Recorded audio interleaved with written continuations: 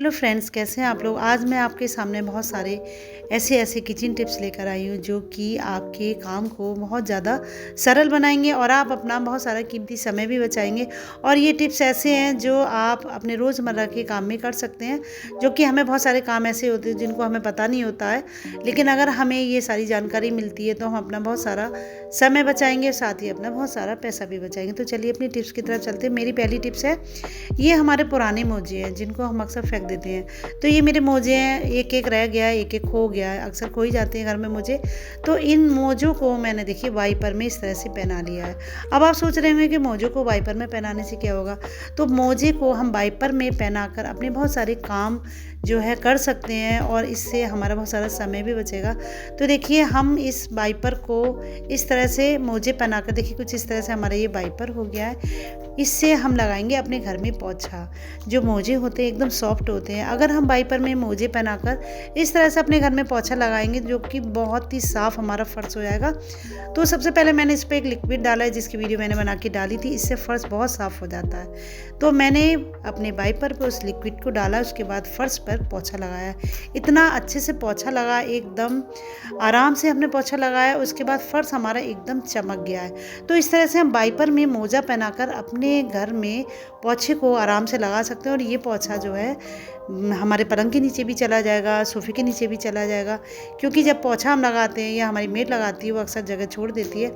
इसके बाद हमारी जो बाथरूम की दीवारें होती हैं गंदी हो जाती है, जिनको हम साफ़ नहीं कर पाते हैं। तो इस तरह से इस वाइपर से हम अपनी बाथरूम की दीवारों को साफ़ कर सकते हैं। और ये जो वाइपर है, जो मोजा पहना हुआ वाइपर है, ये हम ऐसी जगह पर लाकर उससे सफाई कर सकते हैं जैसे गीजर के पीछे हमारा साफ़ नहीं होता है, हाथ नहीं जाता है, तो वाइपर से हम उधर साफ़ कर सकते हैं और अपनी बाथरूम की जो टाइल्स हैं एकदम साफ़ हो जाएंगी। इसमें मैंने थोड़ा सा साबुन लगाया, थोड़ा सा पानी लगाया और इस तरह से मैंने अपने बाथरूम की टाइल्स को एकदम साफ़ कर लिया है। तो आपकी भी कभी बाथरूम की टाइल्स या बाथरूम की दीवारें गंदी हो जाए तो आप इस तरह से वाइपर में मोजे पहनाइए और पहनाने के बाद आप इस तरह से अपने बाथरूम को एकदम साफ़ कर सकती हैं और एकदम अपनी टाइल्स को चमकदार भी बना सकती हैं। तो है ना ये कितना अच्छा सा जुगाड़ू टिप्स।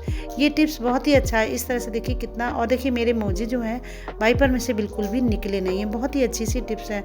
इसके बाद इस टिप्स से, इस वाइपर से हम अपने फर्श को धुल भी सकते हैं। तो देखिए मेरे बालकनी में पानी पड़ा हुआ था, मैंने इस वाइपर से उसको साफ़ किया है और साफ़ करने के बाद देखिए इतना अच्छा फर्श हो गया।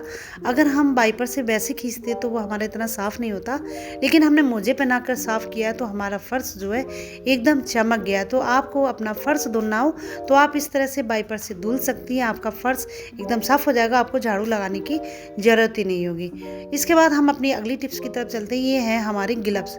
ये दस्ताने पुराने हो जाते हैं या इनका एक एक पीस रह जाता है, ये हम फेंक देते हैं, काम में नहीं लेते हैं, लेकिन ये भी हमारे बहुत काम में आएंगे। तो देखिए ये हमारा चश्मा है, हमें सफ़र पे जाना होता है और हमें चश्मा ले जाना है, तो आपके लिए ये दस्ताने बहुत ही अच्छा काम करेंगे। दस्ताने में हम अपना चश्मा रख देंगे और चश्मे को इस तरह से रखने से चश्मे पे एक तो स्क्रैचेस नहीं आएंगे। आप अपने बैग में कहीं पर भी इस तरह से ग्लव्स में डालकर चश्मे को डाल सकती हैं। आपका चश्मा ख़राब नहीं होगा, टूटेगा भी नहीं, क्योंकि क्या होता है कभी कभी कवर नहीं होता है तो हम चश्मे को ऐसे ही डाल देते हैं तो हमारा चश्मा ख़राब हो जाता है, स्क्रैचेज आ जाते हैं, या एकदम चिकना हो जाता है। तो इस तरह से आप दस्ताने में चश्मे को रखेंगी तो आपका चश्मा एकदम सही बना रहेगा। इसके बाद ये दस्ताना एक और लिया है, उसको मैंने इस तरह से हाथ में अपने पहन लिया है। अब आप सोच रहे होंगे दस्ताने को हाथ में पहन के हम क्या करेंगे। दस्ताने तो हाथों में ही पहने जाते हैं, लेकिन पुराने दस्तानों को हम हाथ में पहनकर क्या कर सकते हैं ये आज मैं आपको बताऊंगी। तो हमारे घर में जो भी डस्टिंग का काम होता है उस डस्टिंग के काम को हम इस तरह से कर सकते हैं, हमारे हाथ भी गंदे नहीं होंगे और साथ ही आप आराम से अपने हाथों से अपने डस्टिंग को कर सकती हैं। जहाँ पे हमारा हाथ नहीं जाता है, जहाँ पे हम पोछा लगाते हैं वहाँ नहीं जाता है, वहाँ हम अपने हाथों से उसको साफ़ कर सकते हैं। तो देखिए कितनी जगह हमारी डस्टिंग हम कर सकते हैं, कितनी जगह हमारी धूल जमी होती है जहाँ पर हमारा हाथ नहीं जाता है। तो इस तरह से हम हाथ में अपना ग्लव्स पहन लेंगे तो हम उससे अपने अच्छे से साफ़ कर लेंगे, हमारा हाथ भी गंदा नहीं हो। तो देखिए मैंने सारी तस्वीर को भी इस तरह से साफ़ कर लिया है। और इसके बाद जो टीवी है, टीवी के भी हम इस तरह से साफ़ कर लेंगे दस्ताना पहनकर। और अपने घर के जहाँ जहाँ भी हमें लग रहा है कि धूल जमा है वहाँ पर हम इस तरह से अपने हाथ में एक दस्ताने को पहन कर सफाई कर सकते हैं। बहुत ही अच्छी सी टिप्स है और देखिए फटाफट इससे साफ़ हो गया, क्योंकि ये जो ऊनी दस्ताना है इससे सफाई बहुत ही अच्छे से हो जाती है। तो देखिए मैंने एक कैलेंडर पे इतनी सारी धूल जमा थी, इसको भी मैंने दस्ताने से साफ़ किया है और इसके बाद दस्ताने को निकाल कर हम धुल कर डाल देंगे। तो इस तरह से आपके पुराने दस्ताने आप फेंकिएगा नहीं, उन दस्तानों से आप अपने घर की धूल मिट्टी को साफ़ कर सकते हैं। बहुत ही अच्छी सी टिप्स है। देखिए दस्ताना कितना गंदा हो गया, इसको निकाल कर हम अपने धुल के डाल सकते हैं। इसी तरह से आप दस्ताने को फेंकिएगा नहीं, उनसे आप अपने घर में डस्टिंग का काम कर सकती हैं, जो कि बहुत ही अच्छी सी टिप्स है। तो आपको कैसी टिप्स लगी ये मुझे कमेंट बॉक्स में ज़रूर बताइएगा। इसके बाद हम अपनी अगली टिप्स की तरफ चलते हैं। ये है हमारी लोहे की कढ़ाई। आपने देखा होगा अक्सर बचपन में भी हलवाई के यहाँ दूध पिया होगा, कढ़ाई का बड़ा अच्छा सा गाढ़ा गाढ़ा दूध। तो मैं आज आपको बताऊंगी कि आप हलवाई जैसा दूध घर पर कैसे बना सकते हैं। कभी कभी हम शादियों में भी इस तरह से दूध पीते हैं, बहुत ही अच्छा लगता है, बहुत ही पौष्टिक भी होता है हमारे शरीर के लिए। तो मैंने ये लोहे की कढ़ाई ली है, उसमें 1 किलो दूध डाला है और उसको तेज़ गैस पर मैंने पहले इसको खौला लिया है। और देखिए ये खौल गया है। इसके बाद मैंने गैस को एकदम मीडियम फ्लेम पर कर दिया है और इसको धीरे धीरे हमने चलाया है और चलाते हुए इस तरह से इसको धीरे धीरे गाढ़ा होने दिया है। गाढ़ा होने के बाद दूध बहुत ही अच्छा लगने लगेगा ये पीने में भी।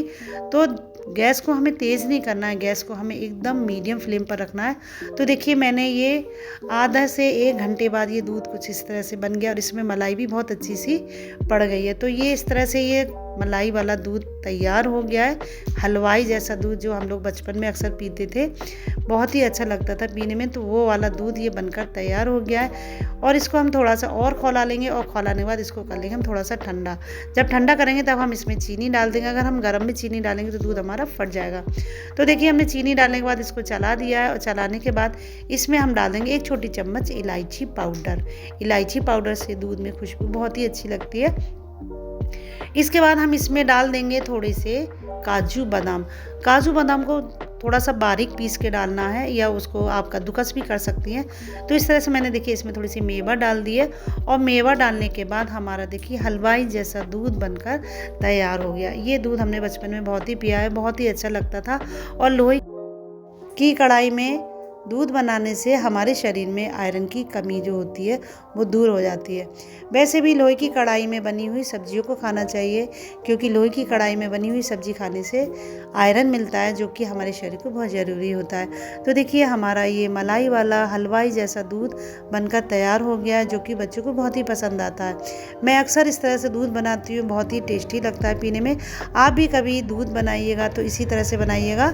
और इसमें अगर आपके पास केसर हो तो थोड़ा सा केसर डाल दीजिएगा। केसर डालने से एक तो कलर इसका थोड़ा सा येलो हो जाता है और दूध भी पीने में और भी पौष्टिक हो जाता है, बहुत ही टेस्टी बनता है। तो आपको कैसा लगा ज़रूर बताइएगा और इस टिप्स को ज़रूर आजमाइएगा। इसके बाद हम चलते हैं अपनी अगली टिप्स की तरफ। ये हैं हमारे इस्तेमाल किए हुए नींबू के छिलके, जिनको हम फेंक देते हैं। तो ये भी हमारे बहुत काम में आते हैं। नींबू के छिलके अक्सर फेंक ही देते हैं, लेकिन मैं आज आपको ऐसी टिप्स बताऊंगी इन छिलकों की जो आप ज़रूर करना चाहेंगे।